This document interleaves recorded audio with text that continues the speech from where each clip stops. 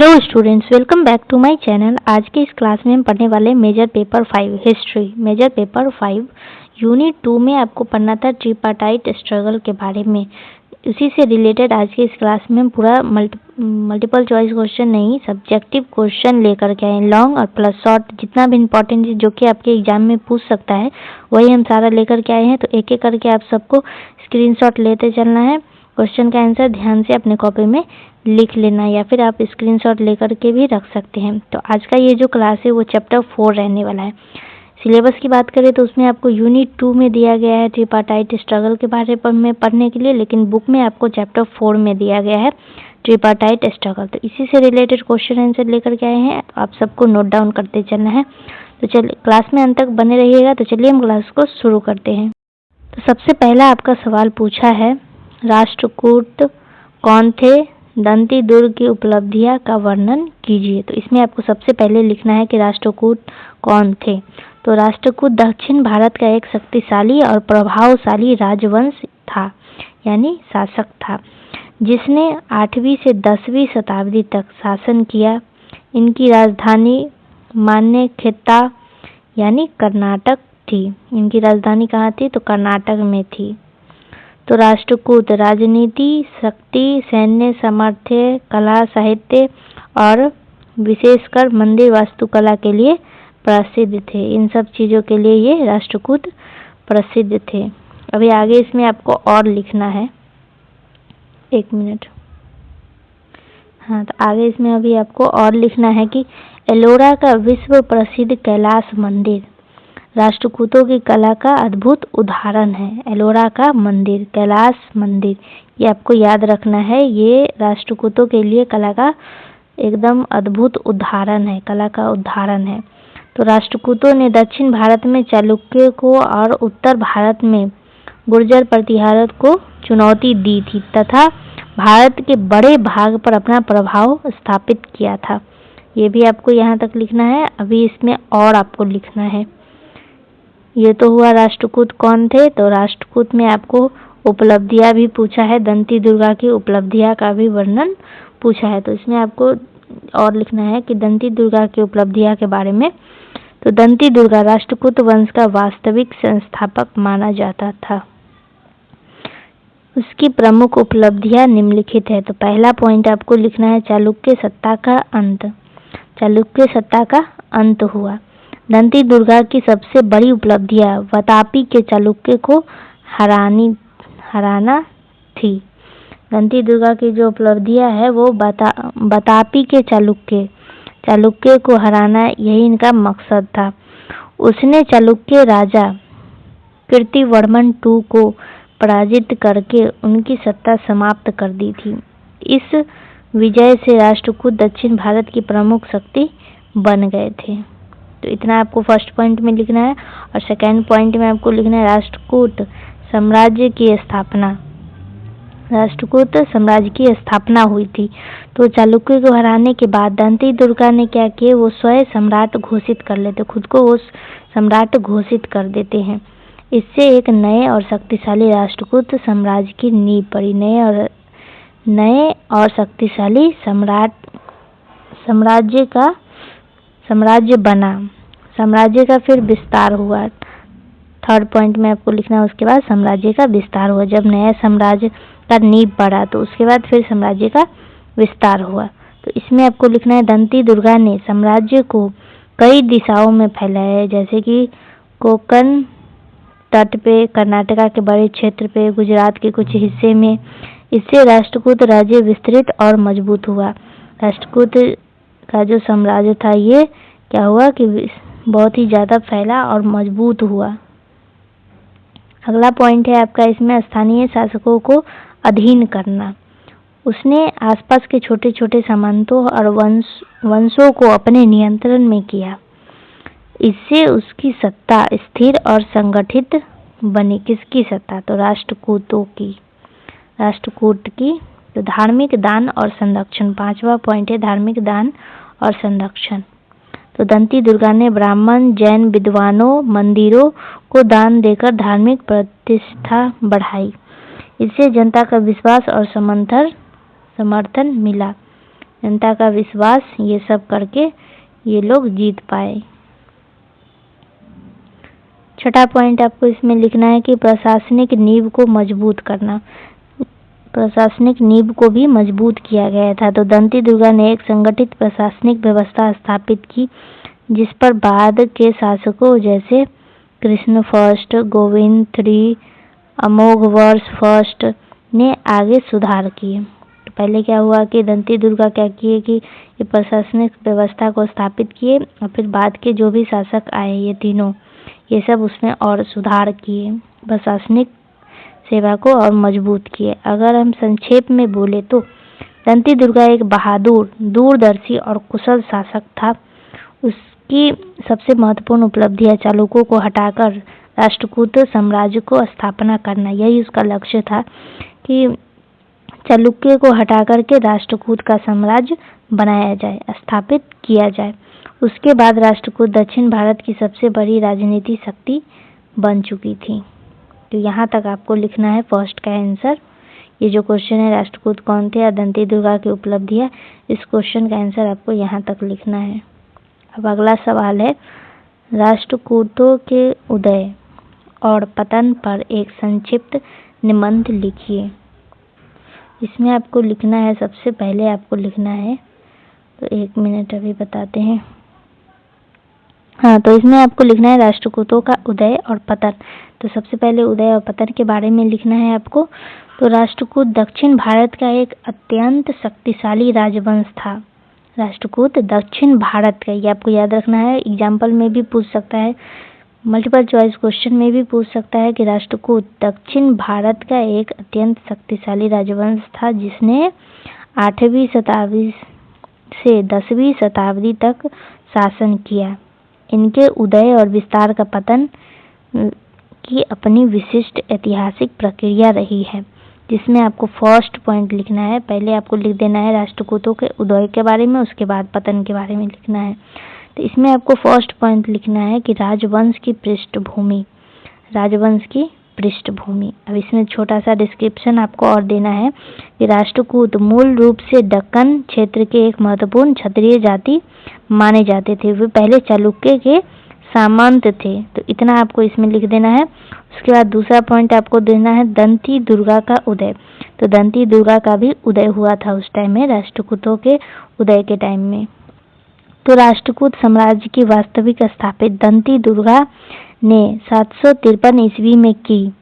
ये आपको first point लिखना है इसी में, और आगे आपको और इसमें लिखना है, उसने बादामी के चालुक्य शासक कृतिवर्मा II को हराकर स्वतंत्र साम्राज्य की नींव रखी थी। उसने कांची, कोसल, कोंकण और महाराष्ट्र के बड़े हिस्से पर नियंत्रण स्थापित किया। और उसके बाद आपको लिखना है, दंती दुर्गा के बाद कृष्ण फर्स्ट और गोविंद III ने साम्राज्य को और मजबूत किया। बाद में ये लोग आए तो साम्राज्य को और मजबूत कर दिए थे। तो ये आपका राष्ट्रकूट के उदय में एक पॉइंट ये हुआ और एक पॉइंट ये हुआ। 2 पॉइंट आप डिस्क्राइब कर चुके हैं, अभी आगे और लिखना है आपको। इसमें तीसरा पॉइंट है आपका राष्ट्रकूट शक्ति का विस्तार। राष्ट्रकूट शक्ति का विस्तार भी हुआ था उस टाइम में। तो दंती दुर्गा के उत्तराधिकारी शासकों ने उत्तर भारत तक अपना प्रभाव बढ़ाया। ध्रुव और गोविंद III ने उत्तर भारत के गुर्जर, प्रतिहार और पाल शासकों को भी चुनौती दी। कृष्ण III के समय राष्ट्रकूट साम्राज्य अपनी चरम सीमा पर था। तो ये था आपका राष्ट्रकूट के उदय के बारे में। अभी आपको पतन के बारे में लिखना है।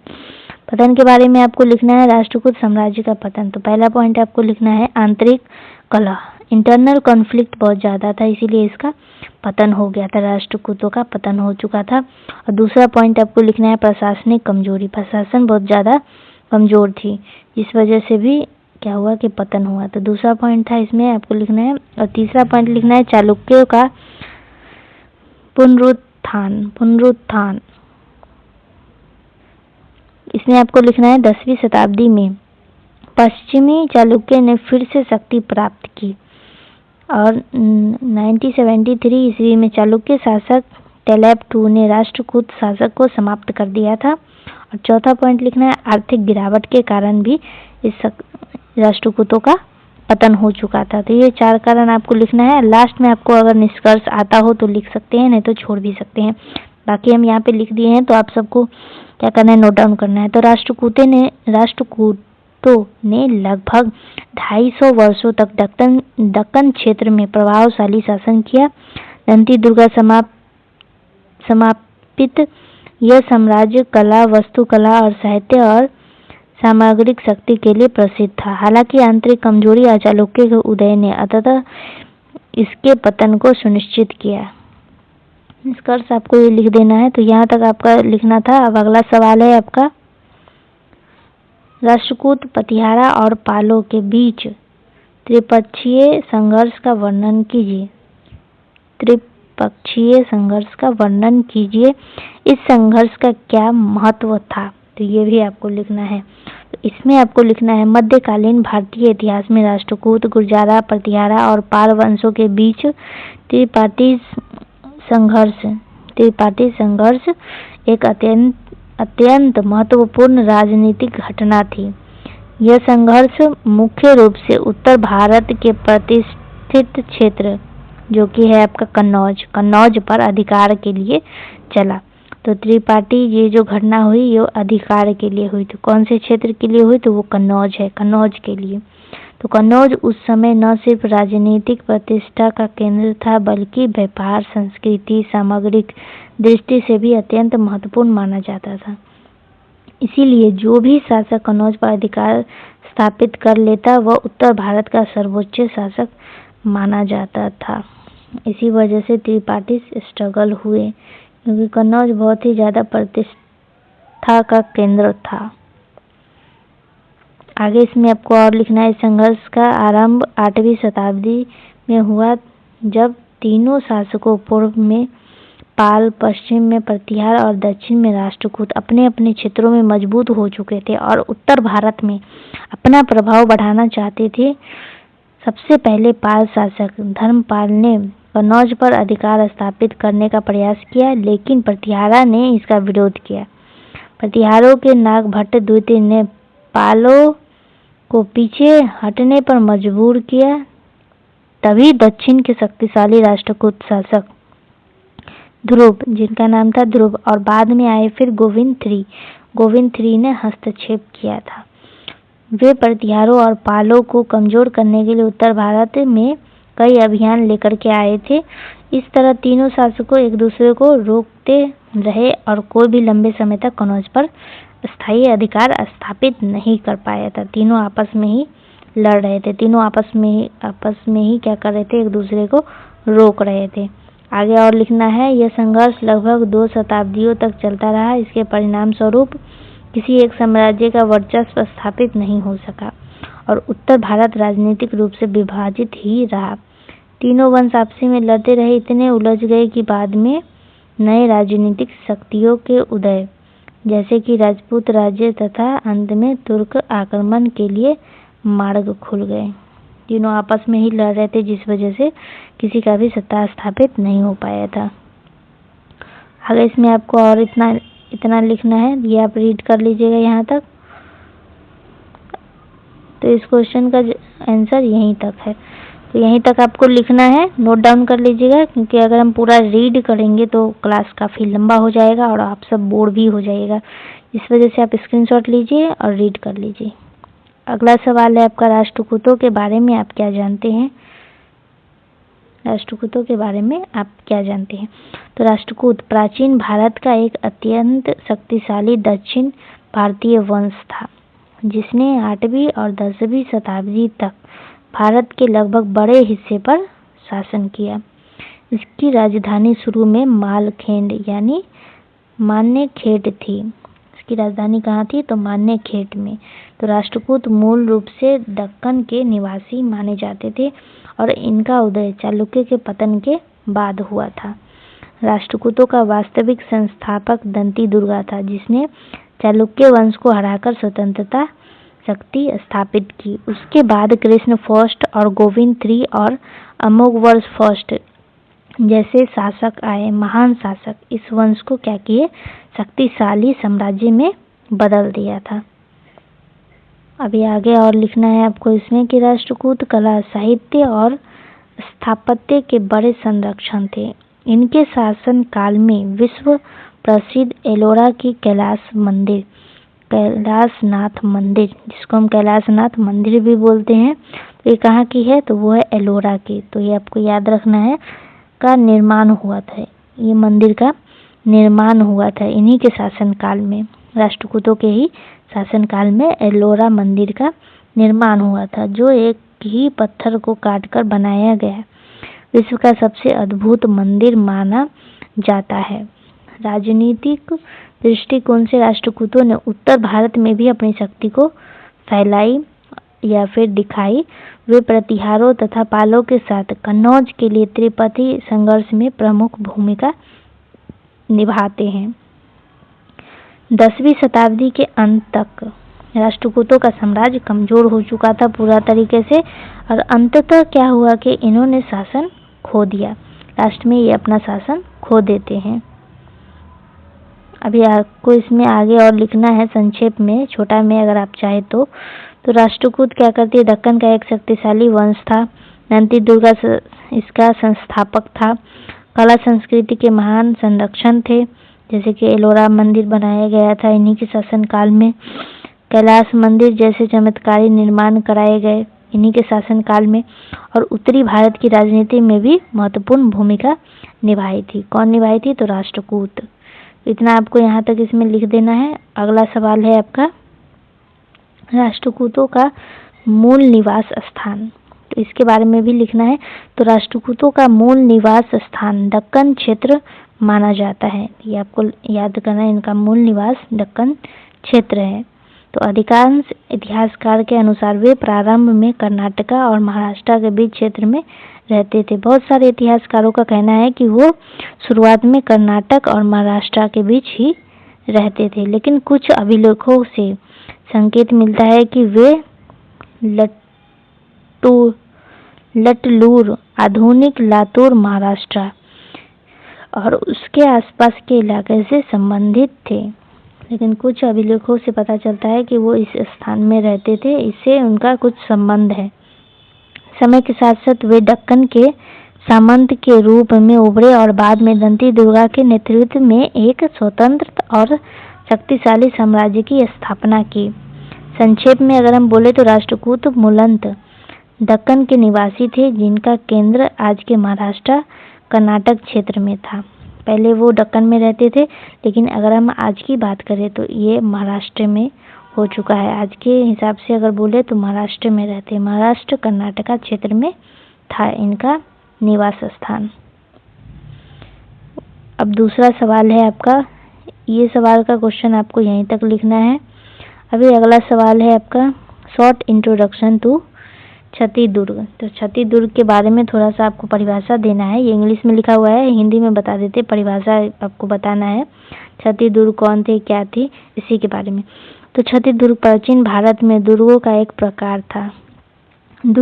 प्रकार था जिसे प्राकृतिक खाई, गड्ढे, गहरे उतार या कृत्रिम रूप से बनाई गई खाइयों द्वारा सुरक्षित किया जाता था।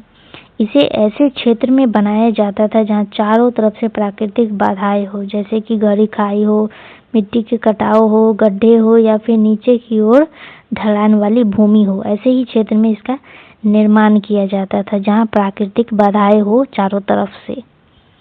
अभी इसमें आपको और लिखना है कि इस प्रकार का दुर्ग शत्रु सेना के लिए पहुंच से बाहर रहता था, क्योंकि उसमें अंदर घुसना बहुत कठिन होता था। प्राचीन योद्धाओं में ऐसे दुर्गों की भूमिका अत्यंत महत्वपूर्ण मानी जाती थी। संक्षेप में बोले तो छत्ती दुर्ग वह दुर्ग था जिसे प्राकृतिक या कृत्रिम खाइयों और गहरे गड्ढों से सुरक्षित किया जाता था। यह सुरक्षा की दृष्टि से मजबूत और शत्रु के लिए कठिनाई पैदा करने वाला दुर्ग माना जाता था। ये शत्रुओं के लिए बनाया जाता था। तो यहाँ तक आपको इसमें लिखना है। अब अगला सवाल है, गोविंद 3 का संक्षिप्त परिचय दीजिए। तो ये आपका लास्ट सवाल है, चैप्टर 4 का लास्ट सवाल है। तो गोविंद 3 राष्ट्रकूट वंश का एक महान और शक्तिशाली शासक था। उसने लगभग 793 और 814 मतलब 814 ईस्वी तक शासन किया। 793 से लेकर के 814 तक किया। वह राष्ट्रकूट साम्राज्य को उसकी सर्वोच्च शक्ति पर ले जाने के लिए जाना जाता था। गोविंद तृतीय एक वीर, दूरदर्शी, महत्वाकांक्षी सम्राट था। उसने उत्तर भारत के प्रतिहारों और पालों पर सफल अभियानों के माध्यम से राष्ट्रकूटों की प्रतिष्ठा बढ़ाई थी। यह वही समय था जब त्रिपाठी स्ट्रगल, जो कन्नौज का जो संघर्ष चल रहा था, ये वही समय था और गोविंद तृतीय ने इसमें महत्वपूर्ण भूमिका निभाई थी। अभी आपको आगे इसमें और लिखना है कि उसने दक्षिण भारत, गुजरात, बंगाल और उत्तर भारत के कई क्षेत्रों में अपनी शक्ति का प्रदर्शन किया। तो किसने किया? तो वो थे गोविंद तृतीय। ये उत्तर भारत में क्या करते हैं? अपनी शक्तियों का प्रदर्शन करते हैं। उसके शासन में राष्ट्रकूट साम्राज्य का विस्तार इतना बढ़ गया कि इतिहासकार उसे भारत का सम्राट कहकर प्रशंसा करते हैं। गोविंद तृतीय के टाइम में उसका जो शासन है, साम्राज्य का विस्तार इतना ज़्यादा बढ़ चुका था कि इतिहासकार इसको क्या बोलते हैं? भारत का सम्राट बोलते हैं। गोविंद तृतीय को भारत का सम्राट कहने लग गए थे सब, ये कह करके उनकी प्रशंसा करते थे। गोविंद तृतीय प्रशासनिक रूप से भी कुशल था, प्रशासनिक रूप से भी ये मजबूत था। उसने कला, साहित्य और धर्म का संरक्षण किया। उसके समय में साम्राज्य स्थिर, समृद्ध और संगठित था। इनके टाइम में साम्राज्य बहुत ही ज़्यादा मजबूत और बहुत ही ज़्यादा विस्तार हुआ। संक्षेप में आपको इसमें लिख देना है कि गोविंद तृतीय राष्ट्रकूट वंश का सबसे शक्तिशाली शासक था, जिसने सैन्य अभियानों और सफल प्रशासन से राष्ट्रकूट साम्राज्य को उसकी चरम सीमा तक पहुंचा दिया था। तो यहाँ तक आपको लिख देना है। तो ये आपका कुछ करीब 5 से 6 क्वेश्चन आज की इस क्लास में हम करवाए हैं। तो अगले क्लास में हम चैप्टर 5 से क्वेश्चन लेकर के आएंगे। एग्जाम का डेट आप सबका बहुत ज़्यादा ही नज़दीक है, जिस वजह से हम जल्दी क्लास करवाएंगे, जल्दी क्वेश्चन करवाएंगे। तो बस आप सबको नोट डाउन करते चलना है, क्योंकि टाइम तो है नहीं उतना आप सबके पास। तो हो सकता है तो आज शाम में ही क्लास होगा, दूसरा क्लास भी। तो चलिए, आज का क्लास कैसा लगा आप सबको यहीं पर एंड करते हैं। कमेंट में ज़रूर बताइएगा, कोई भी दिक्कत हो कमेंट में ज़रूर शेयर करना है। चैनल को सब्सक्राइब करना है, अपने दोस्तों के साथ भी शेयर करना है। आप सभी का बहुत बहुत धन्यवाद।